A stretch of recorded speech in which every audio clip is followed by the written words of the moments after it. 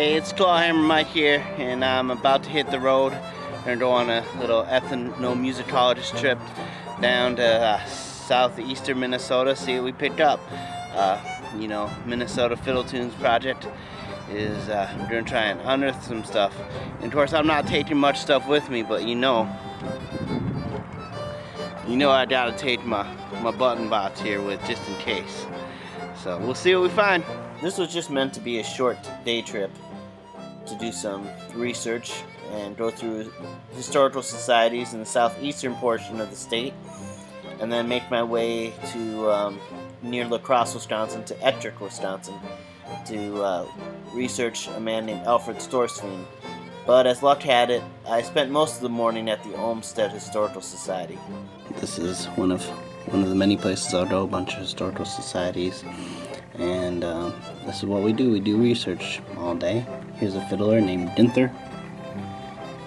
You can see it on the screen. Yep, this is what we do. We try to unearth these old folks and bring them back to life. This article about Ginther Flatham, fiddler from Lanesboro, Minnesota, was in the Rochester newspaper. It's one of the ones I digged up.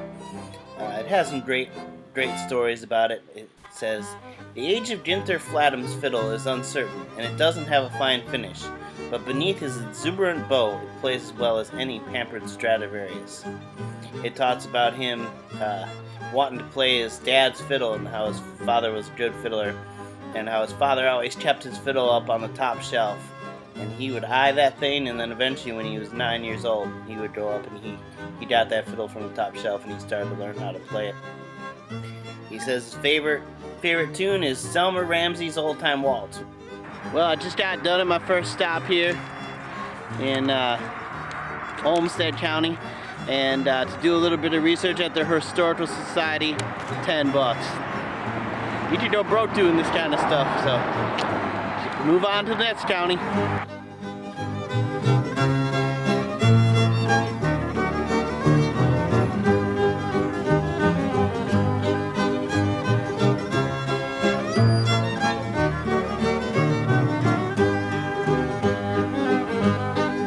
A couple of stops later, I was in Fountain, Minnesota, where I saw a cool display, violin making display by Martin Bergen, who was born in 1876. I would have liked to find out more information, but unfortunately this trip didn't go as planned. I guess I just learned my lesson there. Don't go to the Fountain Historical Society, the Fillmore Historical Society in Fountain, Minnesota, because they are just nasty there. They were nasty there. They didn't want anything to do with me. They didn't trust me or something. I don't know what it was. But that's pretty funny stuff. I would like to get more information, an obituary, whatever. But she was having none of it inside there. So, oh well, that's part of this life. I eventually made my way to Spring Grove, Minnesota, which was once a mecca for old-time fiddlers in the upper Midwest. I headed over to the Giants of the Earth Heritage Center, where I met Mr. Storley, and we sat around and we talked about Minnesotans going back, tracing their descendants to the Vikings, and the music they might have played, and where the Vikings came from. And of course, everybody I met on the street did know about Bill Sherburne, whose band in town is somewhat of a local legend. Here he's seen pictured in this photo here. And then I happened to stumble right into, when I was walking around, Ellingson's grain elevator, and Gustav Ellingson, of course, being a famous Spring Grove fiddler, and I knew that he once owned this grain elevator when he was still alive, so that was fun to see.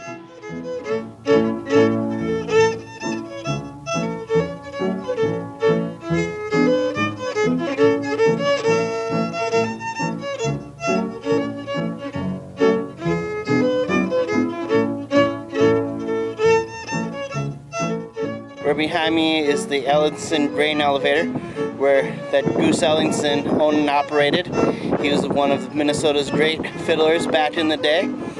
His family has now sold the elevator to some other folks, but his music still lives on tapes that are shared amongst various people who like Minnesota fiddle.